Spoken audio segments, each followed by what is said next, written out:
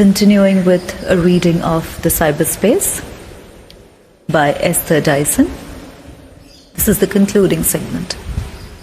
What's unique about cyberspace is that it liberates us from the tyranny of power structures. So you're not compelled to, be a part of any group or anything of that kind. So you are liberated from the tyranny of power structures. Interesting construction. Where everyone lives by the rule of the majority. In a democracy, minority groups and minority preferences tend to get squeezed out, whether they are minorities of race and culture or minorities of individual taste. Cyberspace allows communities of any size and kind to flourish. In cyberspace, communities are chosen by the users, not forced on them by accidents of geography. This freedom gives the rules in cyberspace a moral authority that rules in terrestrial environment don't have. Most people are stuck in the country of their birth.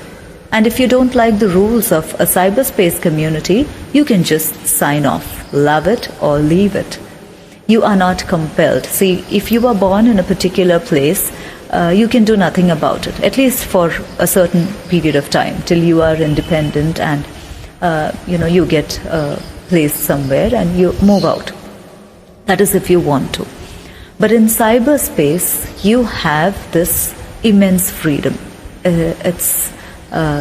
You want to stay, as the writer very interestingly says, love it or leave it. You want to continue, you do, or else you just leave that particular area. What's likely to happen in cyberspace is the formation of new communities, free of the constraints that cause conflict on Earth.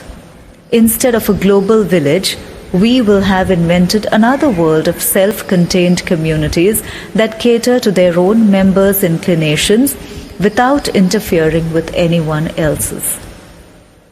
We will be able to test and evolve rules governing what needs to be governed: intellectual property, content, and access control, rules about privacy and free speech. In the end, our society needs to grow up. Growing up means understanding that there are no perfect answers, no all-purpose solutions.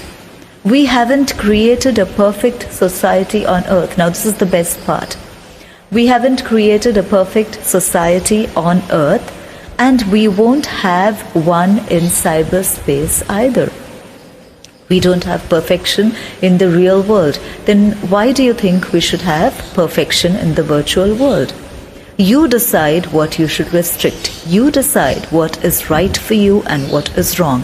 And fix that very clearly in your mind, because that is what guides you ultimately. It is your conscience. It is your moral value.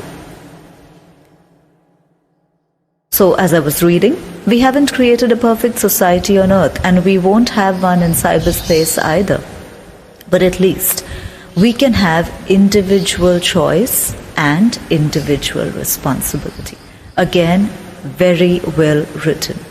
We can have individual choice and individual responsibility. That is what ultimately matters in your life. In every area, in every walk of life, it is your choice. You decide. And that decision should be based on your sense of responsibility, on your moral values.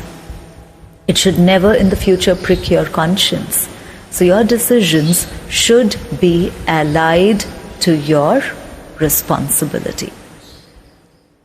I think that was a very interesting discussion on the virtual world that we are actually into very much right now.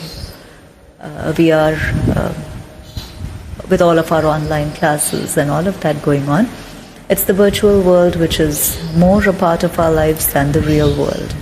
So be careful when you make your choices based on your responsibilities. Always do the right thing.